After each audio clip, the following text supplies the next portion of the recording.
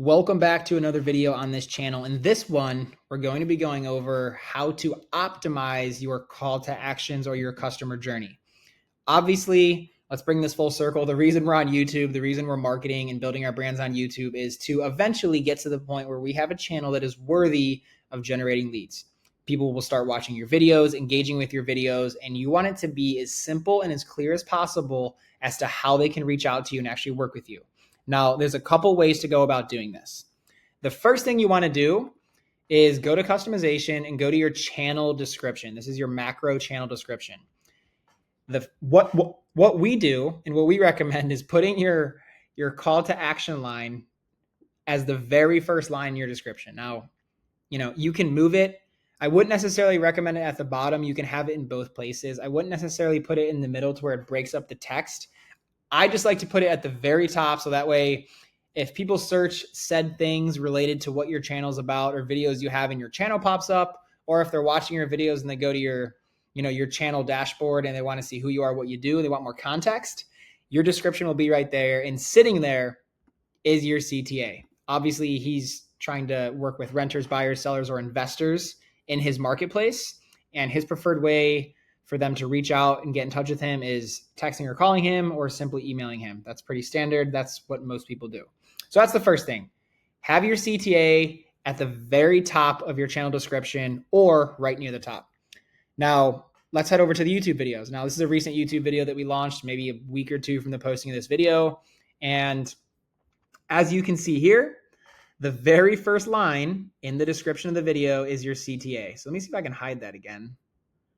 Show less. So this is what it'll look like if you're watching a video on, a desktop or mobile as well. Actually, might be a little bit different on mobile, but point being, look what is right there in front of me. It's not necessarily more context or more description around what the video is. That's right after it. The very first thing we have in the video description is that CTA. It's right there. You can't miss it. And as you're watching the video, it's there if you need it and you want to reach out at any point. Now, the third thing you'll want to do is go to the comments and put that exact same one-line CTA as the pinned comment. Now, there's obviously no comments on this video just yet, but in case there were a lot of people engaging and commenting on it, you want your pinned comment, which will show up as the very top comment, to be your call to action. For whatever the video is, if you're getting a lot of engagement, you still want people to, if they're in the comment section, whether they're on mobile or desktop, to see and understand, again, how exactly they can reach out and work to you. Now, the fourth way, and I'm going to sift through here really quick so I can actually...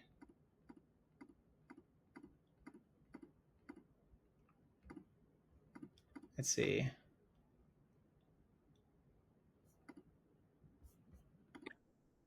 Yeah, okay. So I just wanted to listen to that really quick. I'm not sure if you're able to hear that on the screen recording, but as you can see, right when he comes on camera, about a minute 30, that's about, 45, 50 seconds before the end of the video. Now, what we highly recommend is not putting your call to actions at the very end of the video. Now, we've been doing this for 2.5 years. We can't say we've never done that before, or not that it doesn't make sense, because once the video's over, oh, by the way, if you want to reach out, give me a call. That makes sense, and that's probably the common thing to do. However, if you think about it, with a lot of these real estate videos, people probably aren't going to get to the very end, or when you start doing the outro or your call to action at the end of the video, people might just sign off. They got the information they needed. They watched the video. They can tell you're starting to close out the video, so they just swipe off, and they never get to the point of actually saying or seeing, oh, you can give me a call or email me. So what we recommend is, and also when it comes to data, when it comes to retention, at least with all the channels we're working on, what we're seeing is about between 30 and 60% of the entirety of the videos where people are kind of falling off. Between 30 and 60%, I would say, is the range at which people are most engaged. That's where most of the retention happens. So what does that mean? It means that is where you should have your CTA. You do not want to put it at the very end of the video. Now, granted, this is a very short video, but I want to emphasize the fact of when people are in the meat of the video, you want to hit them with a, hey, by the way, I'm a real estate agent right here in your backyard. If you need any help, or if you want help buying or selling, I can do that for you. All my contact details are in the description below. let's get back into the video. Okay, next we're going to talk about this. So obviously when it comes to script writing, you want to smoothly integrate it into the video. But the biggest point is a lot of people fall off as the video continues on. So you can look at your specific data, but more so than anything, take a 30,000 foot view and just understand that most people aren't going to watch the full video to the very end, especially because they can start to feel and know when you're closing out. So that's when they're swiping off.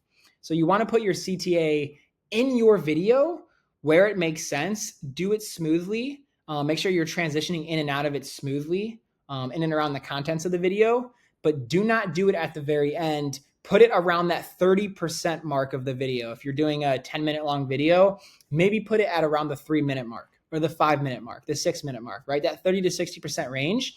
I recommend doing it closer to that 30% range of the video. And that is where you'll start to probably be more effective with your call to actions. Now, I share this stuff in saying that, part of us coming on this channel is that we are learning along the way and we're constantly experimenting. And this is some stuff that AJ and I have been playing around with on multiple different channels, AJ himself, and we've been studying a lot as well. We're always doing research and learning about YouTube. And this is basically just a refresher on basically optimizing everything. We want to be extremely optimized and catch people in a lot of different ways and make sure nobody falls through the cracks and they see in multiple different places a very clear and simple way of how to reach out and get in touch with you. If you're enjoying these types of videos, you're getting any value whatsoever, I highly encourage you to subscribe to support the mission. And with that being said, I'll see you guys in the next one.